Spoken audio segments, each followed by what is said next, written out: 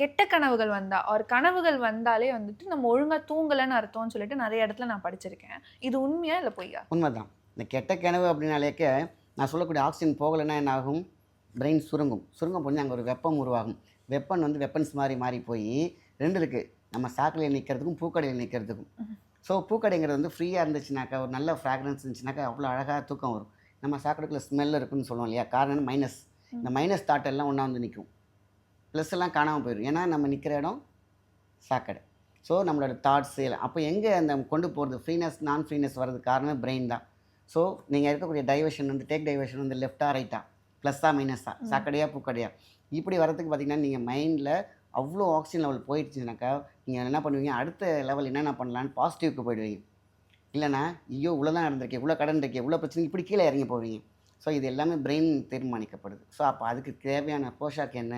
Oxygen. Oxygen சரியாக போகலைனாக்கா கெட்ட கனவு. நல்லா போணுச்சு அப்படின்னாக்கா அடுத்தடுத்ததை பற்றி திங்க் பண்ணுவோம். ஏன்னா நீங்கள் ஃப்ரீயாக இருப்பீங்க, ரொம்ப ரிலாக்ஸாக இருப்பீங்க, ஸ்ட்ரெஸ் இருக்காது, ஆன்சைட்டி இருக்காது. இவ்வளோதும் இல்லாத இருக்கும்போது நீங்கள் அடுத்ததை பற்றி ஃப்யூச்சரை நினைப்பீங்க. இவ்வளோ குப்பையும் உங்கள்கிட்ட இருந்துச்சிங்கன்னா நீங்கள் குப்பையை நான் பற்றி யோசிக்க ஆரம்பிச்சிடுவீங்க. ஏன் நமக்கு இந்த நடந்துச்சு, ஏன் நம்ம டெவலப் ஆகலை. அப்போ படிப்படியாக நீங்கள் பழைய ஃப்யூச்சருக்கு போக மாட்டீங்க, பாஸ்ட்டுக்கு போயிட்டுருப்பீங்க. ஸோ அப்போ என்ன ஆகும்? நம்மளை ஆட்டோமேட்டிக்காக நம்மளே தராசில் வந்து மைனஸ்குள்ளே போவோம். அப்போ கெட்ட கனவு வரும்.